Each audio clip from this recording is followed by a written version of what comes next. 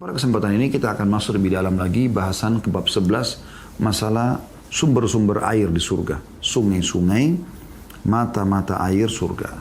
Ya, karena ini termasuk sumber kehidupan. Ya. Maka ini Allah subhanahu wa ta'ala siapkan mata-mata air yang sangat banyak. Tapi jangan anda bayangkan seperti mata air di dunia. Karena ini sesuatu yang luar biasa berbeda. Kita dengarkan dalil pertama dalam masalah ini yaitu surah Al-Baqarah ayat 25. A'udzu billahi minasyaitonir rajim. Mubashshiril ladzina amanu wa 'amilus solihati anna lahum jannatin tajri min tahtiha al-anhar. Al-ayat. Dan sampaikanlah wahai Muhammad berita gembira kepada mereka yang beriman dan beramal saleh, berbuat kebaikan. Bahwa bagi mereka disediakan surga-surga yang mengalir sungai-sungai di dalamnya.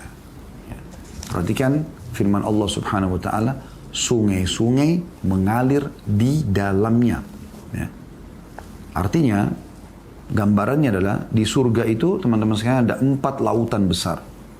Nanti kan kita jelaskan dan anda bisa membuka kalau mau lebih jelas dari sekarang. Surah Muhammad surah nomor 47 ayat 15. Ya, silakan kita buka dulu. A'udzu billahi minasyaitonir rajim. Mathalul jannati allati 'u'idal muttaqun. فيها أنهار من ماء غير آسن وأنهار من لبن لم يتغير طعمه وأنهار من خمر لذة للشاربين وأنهار من عسل مصفى ولهم فيها من كل الثمرات ومغفرة من ربهم كمن هو خالد في النار وسوق ماء حميما فقطع أمعاءهم. Perumpamaan penghuni surga atau surga yang dijanjikan kepada orang-orang yang bertakwa, di dalamnya ada sungai-sungai dari air yang tiada berubah rasa baunya. Ya. Ini bisa juga bermakna sebagian ulama mengatakan lautan yang besar, ya, yang darinya nanti akan jalan ke sungai-sungai setiap istana orang-orang beriman. Jadi ada 4 yang dijanjikan di situ, sungai air yang tiada berubah rasa dan baunya. Nanti kita jelaskan dalam hadis, air tawarnya itu lebih manis daripada madu. Kemudian dikatakan, dan sungai-sungai dari air susu yang tidak berubah rasanya. Kita tahu, susu itu kalau sudah dibuat ya, sudah diaduk sama air, maka tertinggal beberapa jam setelah itu rusak, basi. Tapi ini lautan, sungai yang susu tidak akan pernah berubah selamanya. Sebagaimana sifat surga tadi sudah kita singgung, khalidina fiha, kekal di dalamnya. Kemudian sungai-sungai yang ketiga atau lautan dari khamr, dari minuman dari anggur ya, yang lezat rasanya bagi peminumnya tapi tidak memabukkan. Kemudian yang keempat, sungai-sungai dari madu yang telah disaring, tidak ada lagi sarang-sarang lebahnya, semuanya bersih. Dan mereka memperoleh di dalamnya segala macam buah-buahan dan ampunan dari Rabb mereka, tidak ada lagi hukuman. Lalu kemudian Allah menyinggung mengatakan, apakah itu sama dengan orang-orang yang kekal dalam jahanam dan diberi minuman dengan air mendidih sehingga memotong usus mereka. Jadi bagaimana kita bisa samakan orang yang di dunia ini selama ini sabar, ya, sholat, puasa, menjadi orang beriman, tahu mana yang haram ditinggalkan, mana yang halal, maka dia nikmati misalnya. Mana yang diperintahkan dia sibuk kerjakan, mana yang dilarang dia pun sibuk untuk menjauhi, gitu kan. Itu tidak mungkin sama dengan orang yang menerabas pelanggaran-pelanggaran mereka melakukan dengan tanpa rasa takut dan malu kepada Allah subhanahu wa ta'ala. Kalau ada seseorang yang melakukan perbuatan dosa tapi dia tahu itu adalah berat, itu pasti lebih ringan dibandingkan dengan orang yang sama sekali tidak ada rasa malu dengan Allah subhanahu wa ta'ala, maka juga malunya dengan manusia akan hilang. Ini saksi bahasan kita tentang masalah sungai-sungai yang mengalir di dalamnya. Jadi disebutkan dalam surah Muhammad yang kita tambahkan ini adalah ya, itu 4 buah sungai, dan itu disebutkan di sini ya oleh penulis terjemahnya tapi tidak ditulis ayatnya. Makanya kita tadi baca dalam surah Muhammad. Baik, 2 ayat ini menjelaskan tentang masalah adanya sungai dan mata air di surga. Kita dengarkan bagaimana hadis Nabi SAW menafsirkan surah Muhammad ayat 15. Dan kenapa tadi saya mengatakan lautan, sementara memang ada terjemahan juga sungai di sini ya. Karena ada hadis ini. Perhatikan hadis yang pertama dalam bab kita ini dan hadis 37 dari awal kita belajar.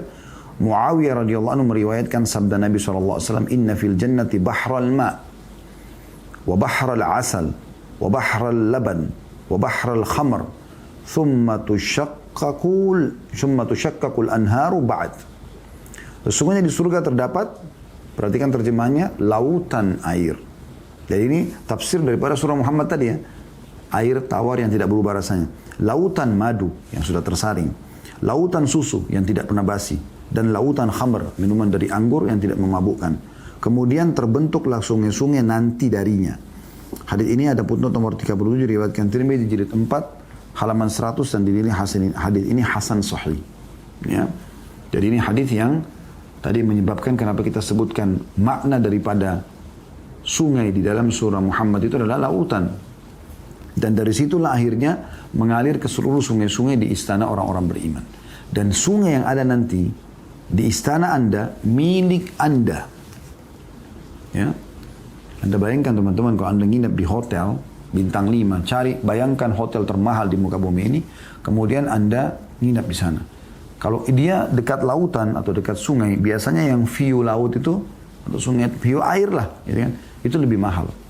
Ya, yang bisa melihat langsung ke lautan, pemandangan itu mahal biasanya. Cottage-cottage yang pinggir laut itu kan, hanya untuk menjual pemandangan itu. Tapi itu bukan milik Anda. Anda pun bayar di saat Anda pun tinggal pada saat Anda punya uang. Orang yang punya hotel mungkin membeli tanah itu, tanahnya atau menyewa dari pemerintah, tapi dia bukan pemilik lautan tersebut.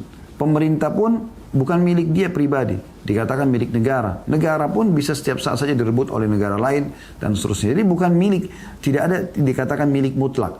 Tapi di surga nanti milik Anda pribadi. Tidak akan pernah pindah kepemilikan selamanya. La ilaha illallah. Tidak Tuhan yang berhak disembah kecuali Allah. Ini hanya dengan Anda patuh saja.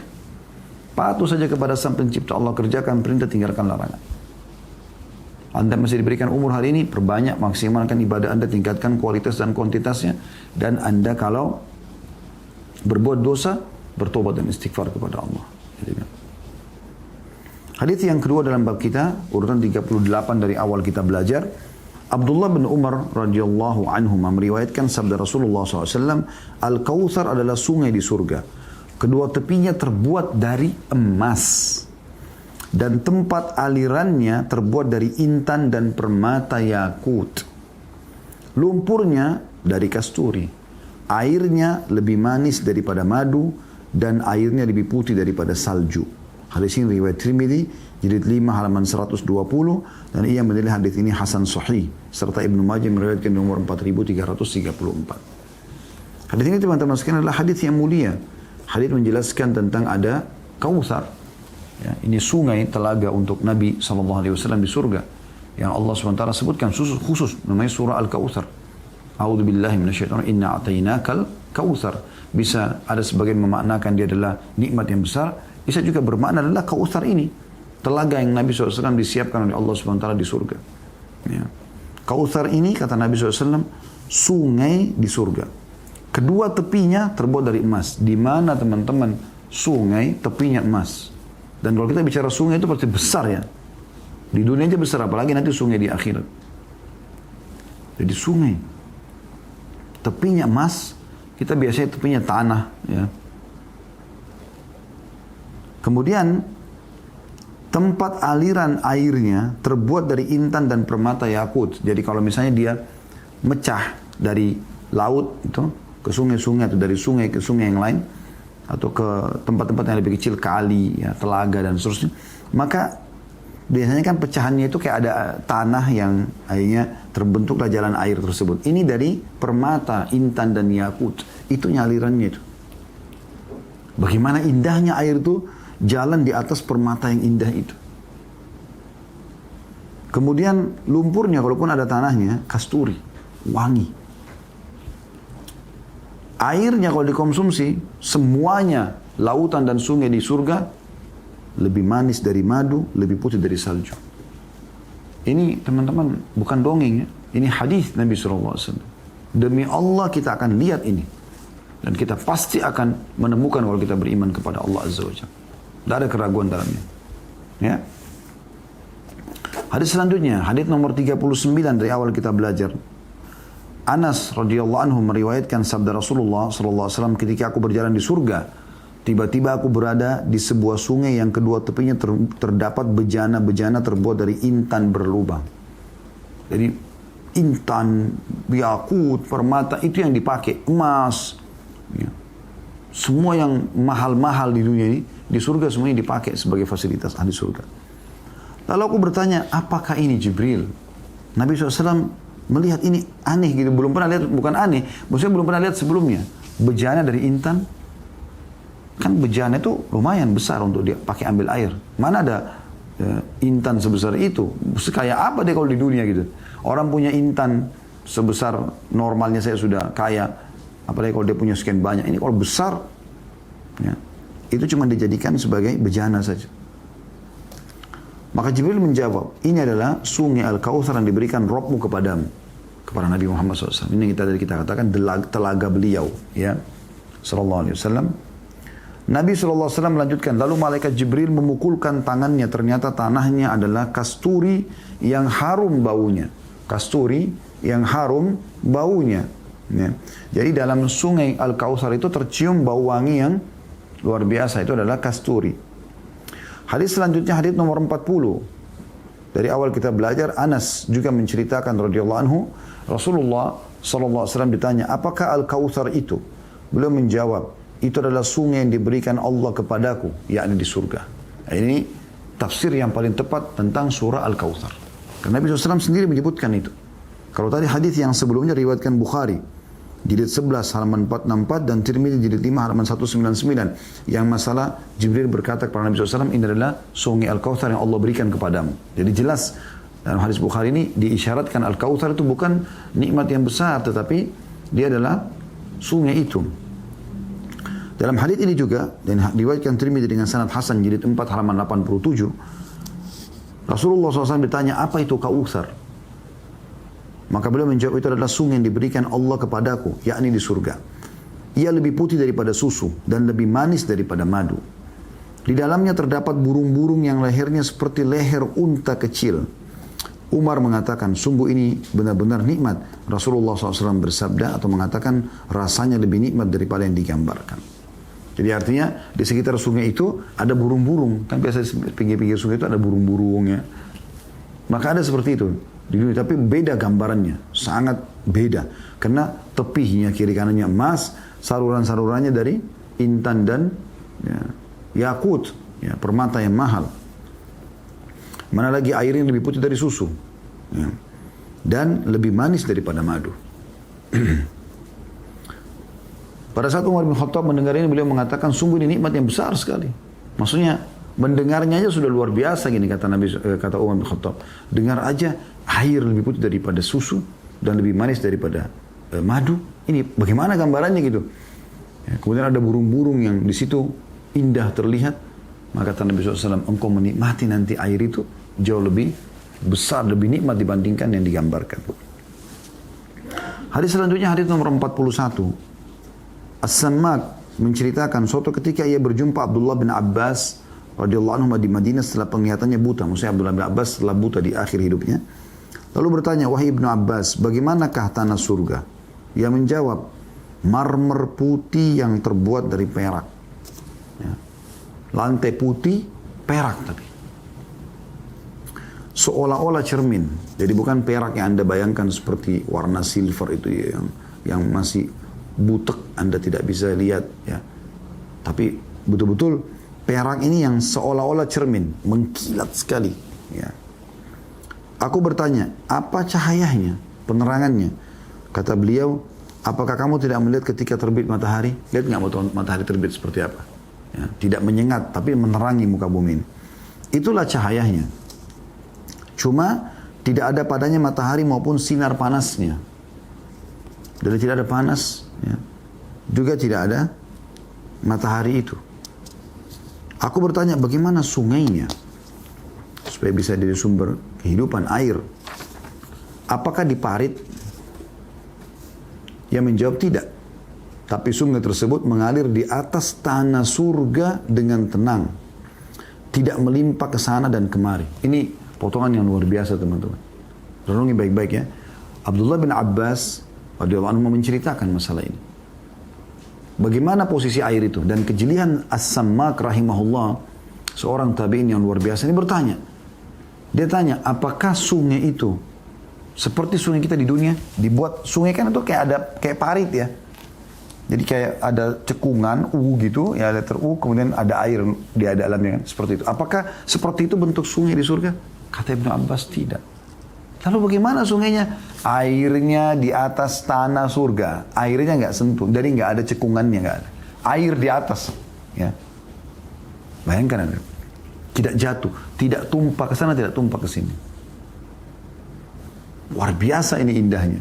Kita baru dengar aja sudah mencoba membayangkan bagaimana air bisa ngapung ya di udara tanpa tersentuh, tanpa ada wadah yang menahannya. Dia ngapung. Tidak tumpah ke sana sini. Perhatikan. Kata As-Sammak kepada Ibnu Abbas, apakah diparit, digali itu sehingga air tertampung situ? Dia menjawab, tidak. Tapi sungai tersebut mengalir di atas tanah surga dengan tenang. Tidak melimpah ke sana dan kemari. Allah berfirman padanya, jadilah maka jadilah ia. Seperti itu Allah inginnya. Karena Allah kan kalau mau, kun fayakun, jadi maka jadilah. Aku bertanya, apakah pakaian surga? Dia menjawab, di dalam surga terdapat pohon yang berbuah seperti delima. Ini khusus pakaian ahli surga. Nanti dibahas ada babnya sendiri ya. Pakaian ahli surga. Seperti apa? Kata Ibnu Abbas, ada pohon di surga seperti delima. Anda lihat delima tapi besar sekali. Jika kekasih Allah menginginkan pakaian darinya, maka buah itu merunduk padanya dengan rantingnya. Buah itu besar, merunduk tiba-tiba di depannya orang tersebut. Lalu terbuka. Di dalam delima itu, terdapat 70 gaun dengan aneka warna. Kemudian tertutup lalu kembali seperti sedia kala. Hadis riwayatkan Ibnu Abi Dunya dengan sanad hasan. Sebagaimana dinyatakan oleh Al-Hafidh Mundhir dalam kitab Targhib jilid 6 halaman 291. Ini hadisnya adalah hadis yang hasan. Perhatikan teman-teman, hadis ini mulia sekali. Saya ingin lebih dalam kita renungi kembali. Ibnu Abbas ditanya radhiyallahu anhu tentang masalah bagaimana tanah surga. Maka beliau mengatakan perak putih seperti cermin. Ya, perak putih seperti cermin. Anda bayangkan itu. Luar biasa ya. Saya teringat tiba-tiba kisah seorang arsitek dari Jerman masuk Islam gara-gara ini. Gara-gara ayat-ayat tentang sungai mengalir di bawah surga. Beliau pernah, atau orang ini, tapi saya tidak temukan namanya, tapi dalam kisahnya insya Allah benar. Dia mungkin di antara banyak arsitek atau di antara sekian arsitek yang suka menggabungkan antara klasik sama modern lah ya. Biasa orang bilang klasik modern ya. Jadi dia coba mengumpulkan literatur klasik menurut dia secara arsitek, dia mau ambil ilmunya secara arsitek, dan ada juga yang modern. Nah, salah satu literatur dia Al-Quran rupanya.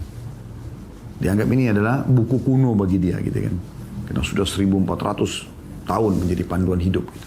Intinya, dia cari masalah arsitek, satu waktu setelah dia melihat tentang arsitektur, dijelaskan tentang kaum-kaum yang Allah binasakan gitu kan. Bagaimana gunung-gunung batu dijebol oleh kaum 'Ad, ya, kaum Tsamud, jadikan sebagai tempat-tempat tinggal mereka. Maka dia terlintas ayat tentang surga. Dan selalu ayat Al-Quran tentang surga. Kalau ada jannah, tajri min tahtil anhar, mengalir di bawahnya sungai. Tajri min tahtil anhar, mengalir di bawahnya sungai. Kenapa ini? Kenapa surga dijanjikan untuk orang-orang beriman? Itu ada di bawahnya mengalir sungai. Apa hikmahnya? Dia penasaran, dan ini sebab dia masuk Islam. Kenapa dijanjikan oleh untuk umat Islam masalah? Kenapa ada air, ada apa? Dia kebetulan punya tanah masih kosong di Jerman. Kemudian dia bangun bangunan yang bagus di situ, ya, semampu dia. Kemudian ada yang dia ubah, yaitu dia buat lantainya semuanya kaca. Kemudian di bawahnya dia buat air mengalir. Ada panel listrik sendiri khusus untuk mengalirkan air di situ. Setelah selesai dia bangun, dia keliling Eropa. Dia seperti biasa menawarkan jasa dia ke perusahaan-perusahaan di Eropa, arsitek dia. Kemudian dia pulang satu waktu setelah 2 pekan dan dia sangat penat, capek. Maka dia pun pada saat pulang, langsung pada saat itu pergi ke rumah barunya. Dia tidak pulang ke istrinya dulu. Dia nyalain semua panel listrik, kemudian dia duduk di ruang tamunya. Ada satu hal yang menggugah dia, yaitu beberapa menit saja Dia duduk di sofa, tiba-tiba penatnya yang 2 minggu ini hilang. Tidak seperti biasa. Biasanya dia ini butuh istirahat, istirahat beberapa hari baru kemudian menghilangkan penat yang begadang selama 2 pekan itu. Dia penasaran dari mana. Dia lihat wallpaper, dia dinding, lihat apalah semua di situ di rumah. Semua bagus, tapi semua bukan hal yang baru gitu bagi dia. Sampai dia penasaran, dia matikan lampu. Sampai tersisa akhirnya cuman panel listrik yang untuk mengalirkan air itu. Kemudian dia duduk kembali di sofa, sampai akhirnya dia merenung. Setelah beberapa menit dia dengarkan gemericik air, dia rasakan ketenangan jiwa. Maka dia akhirnya mendapatkan jawaban selama ini yang dia inginkan, yaitu kenapa di surga yang dijanjikan untuk orang beriman, ya, di akhirat itu, selalu dikatakan mengalir di bawahnya sungai. Kenapa sungai? Ternyata air itu, gemericik air teman-teman, membawa pada ketenangan jiwa. Cukuplah orang-orang beriman sudah capek semasa di dunia, maka Allah tenangkan mereka dengan mendengarkan suara air tersebut. Ya, makanya biasa kadang-kadang kalau ombak tidak besar ya, suara air, kita di pinggir pantai mendengarkan air terjun, air. Kita kalau airnya itu bukan lagi hujan lebat, kayak membawa kepada ketenangan jiwa tersendiri. Melihatnya aja itu membawa kepada ketenangan jiwa air, apalagi kalau dia jernih, dia bersih, mengalir dengan pelan, bukan deras, bukan lagi banjir ya. Itu membawa pada ketenangan jiwa. Akhirnya dia cari komunitas Islam sana, lalu dia masuk Islam gara-gara itu. Ini satu hal yang luar biasa, teman-teman. Maka digambarkan tanah surga itu ya, seperti cermin, mengkilat, transparan, tapi dari perak. Kemudian yang kedua, cahaya penerangannya. Nanti di surga kita lihat apa nih? Bagaimana caranya kita punya penerangan? Abdullah bin Abbas gambarkan seperti cahaya matahari di saat awal terbit. Anda bayangkan matahari pada awal terbit masih kekuning-kuningan ya, dia tidak menyengat walaupun kita berdiri. Mirip kalau mau terbit dan mau terbenam. Ya. Cuma di sini digunakan oleh Ibn Abbas radhiyallahu anhu adalah cahaya pada saat terbit, karena terbit itu lebih terang daripada pada saat mau terbang. Terbang kan lama-lama makin redup ya. Kalau terbit kan lama-lama makin terang ya gitu. Nah seperti itu. Jadi dia gambarkan pada saat awal terbit. Tapi tidak sampai menyengat ya. Karena tidak ada mataharinya, tidak juga ada panasnya. Dan itu sepanjang masa abadi, nggak ada malam lagi, nggak ada gelap. Semuanya kenikmatan. Baru penasaran sama tanya lagi, bagaimana dengan sungainya? Nah di sini tadi yang saya titik beratkan, apakah diparit? Apakah dibuatkan saluran? Kata Ibn Abbas tidak. Bukan yang seperti kau bayangkan, hai Samak. Bukan seperti itu. Tapi air ngapung di atas tanah surga, tidak tumpah ke sana sini. Ya, luar biasa. Semoga Allah jadikan kita penghuni surga insya Allah.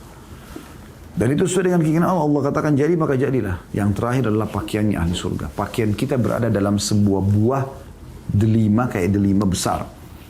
Itu buah ada di istana kita. Kita kalau mau pakai baju, ya, nggak lagi suruh jahit, nggak lagi beli. Udah, mereknya surga.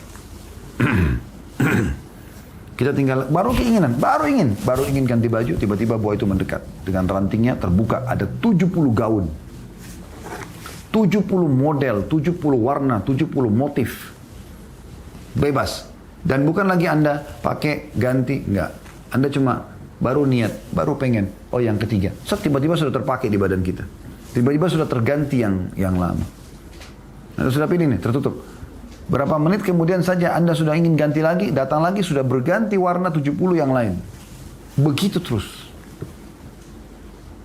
Tanpa beli. Tanpa jahit. Tanpa dibeli dari orang maksudnya. Kalau dari Allah SWT, kita melakukan ketaatan-ketaatan, Allah beli. Allah beli jiwa kita dan harta kita dengan menggantikan dengan surga itu. Karena Allah katakan dalam Al-Quran, Inna Allah ishtara minal mu'mini anfusahum wa amwalahum bi anna lahumul jannah. Allah beli dari jiwa dan harta orang mukmin agar dibalas dengan surga. Itu dengan sholat, dengan puasa, dengan sedekah, dengan jenguk orang sakit, dengan segala macam. Hadis yang terakhir dalam bab kita ini masalah sungai-sungai dan mata air surga adalah hadis nomor 42 dari awal kita belajar. Ibnu Abbas radhiyallahu anhu meriwayatkan Rasulullah SAW bersabda, para syuhada, orang yang mati syahid, berada di tepi sungai pada pintu surga. Dalam kubah berwarna hijau, rezeki mereka di surga datang kepada mereka ketika pagi dan petang. Hadis ini riwayat Ahmad dan Al-Hakim dan dihasankan oleh Albani dalam As-Sahihul Jami' atau Sahihul Jami' jilid 3 halaman 235. Ini syuhada punya kedudukan tersendiri. Semoga Allah karuniakan juga kita ini. Ya. Berharaplah teman-teman mati syahid, walaupun tidak mati di medan perang. Karena kata Nabi SAW, man talaba syahadatu bisidq, ballagahu Allahu manazil syuhada wa in mata ala firashi. Siapa yang berharap tulus dari hatinya, ya, supaya dia mati syahid, maka Allah akan berikan dia kedudukan mati syahid walaupun dia mati di atas ranjang.